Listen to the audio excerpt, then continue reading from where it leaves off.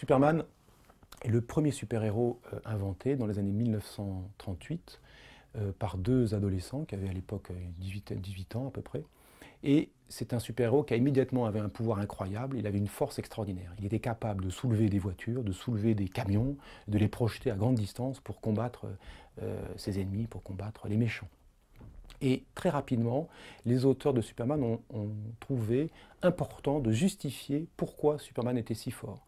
Et le premier argument qu'ils ont donné pour expliquer la raison de la force de Superman, c'est que Superman, qui est un extraterrestre, ne l'oublions pas, qui vient de la planète Krypton, donc Superman venait d'une planète qui avait une gravité plus forte que celle de la Terre, beaucoup plus forte que celle de la Terre. Les muscles de Superman étaient donc finalement surdimensionnés pour la gravité terrestre, ce qui lui permettait de réaliser sur Terre des exploits physiques qui étaient inatteignables par les humains ordinaires.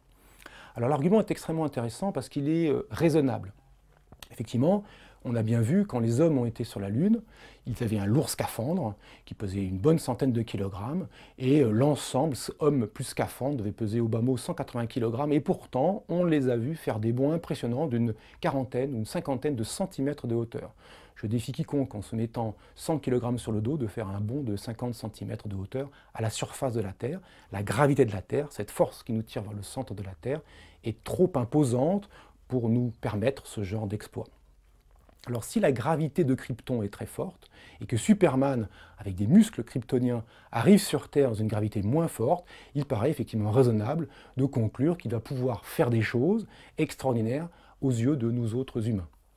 Donc l'argument est tout à fait raisonnable. Et là où il était plus intéressant, c'est que grâce aux performances de Superman, car effectivement les deux auteurs non seulement nous montrent sa force en action, il soulève des voitures, il fait des bonds extraordinaires en hauteur ou en longueur, mais les auteurs ont chiffré ses performances, et notamment ils ont chiffré ses performances de saut en longueur, où ils nous disent qu'il saute à peu près 1/8 de mile, ça veut dire à peu près 200 mètres en longueur, et des performances de saut en hauteur qui sont à peu près 20 étages. Il peut sauter au-dessus d'un immeuble de 20 étages, ce qui correspond à une hauteur d'environ 60 mètres. Donc si l'on regarde bien, on voit Superman comme un athlète extrêmement performant sur Terre, capable de sauter un peu plus de 200 mètres en longueur et à peu près 60 mètres en hauteur. Et l'on constate que ces deux performances sont en gros 30 fois supérieures à celles d'un athlète ordinaire terrestre.